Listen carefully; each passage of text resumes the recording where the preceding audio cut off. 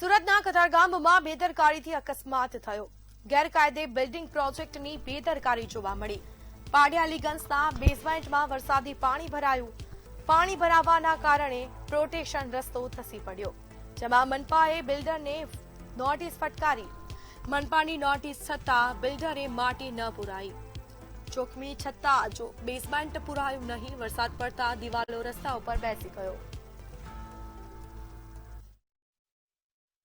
સુરત શહેર કતારગામ વિસ્તારમાં આવેલા બેટ દરવાજા પાસે જે મોટી ઇમારત બની રહેલી છે પાલિયા એલિગન્સને જે બિલ્ડર્સ એનો મોટી બેદરકારી સામે છે। ખાસ કરીને વાત કરીએ કે જે થોડાક દિવસ પહેલાં અને ગઈકાલે પણ જે ધોધમાર વરસાદ વરસ્યો હતો તેના કારણે એને જે બેસમેન્ટ જે ગેરકાયદેસર બનાવવામાં આવેલું છે તેમાં પાણી ભરાઈ ગયું હતું। તેના કારણે જે જાહેર રોડ રસ્તા છે બેસી ગયા ખાસ કરીને જોઈ શકાય છે।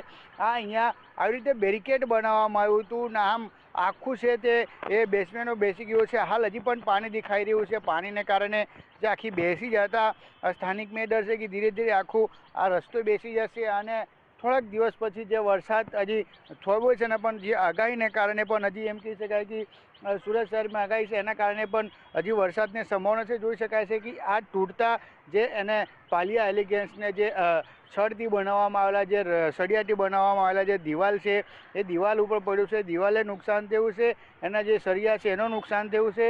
આખું બેરિકેડ તૂટી ગયું છે, ધસી ગયું છે, જેના કારણે ખાસ કરીને વાત કરીએ કે જે આના 30 અને 16 તારીખે બે વખતે સુરત મહાનગરપાલિકા એને નોટિસ પણ ફટકારી છે। આ ગેરકાયદેસર છે જે બેસમેન્ટ બનાવો છો તો એ જે મહાનગરપાલિકા છે એને કોઈ ઠોસ કદમ નથી લીધું। પણ ખાસ કરીને વાત કરીએ ખાલી બિલ્ડરને જાણ પૂરતા અને લોકોને બતાવવા માટે ખાલી એ નોટિસ ફટકારી દેવામાં આવ્યું।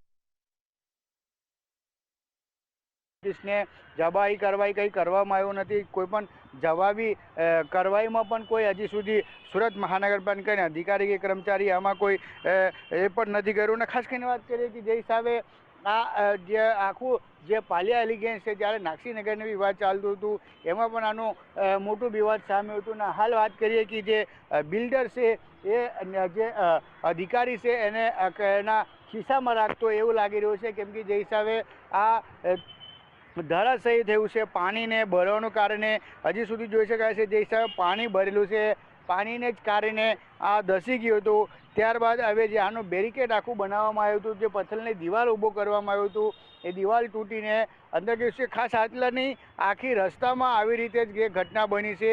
આ જેટલા પણ દિવાલ દેખાઈ રહ્યું છે દિવાલથી આગળ જ્યારે પતરા માર્યું છે તમામ એવી જ રીતે પડી ગયું છે ને એના કારણે હવે સ્થાનિકમાં ભય છે કે હાલ જે આને સુધારવામાં નહીં આવે તો આખી રસ્તા છે જે પાલિયા એલિગન્સ જે બેસમેન્ટમાં પાણી ભરેલું છે એમાં જતું રહેશે એવું આ સ્થાનિક ડર બતાવી રહ્યા છે। દીપક રાય, મંતવ્ય ન્યૂઝ, સુરત।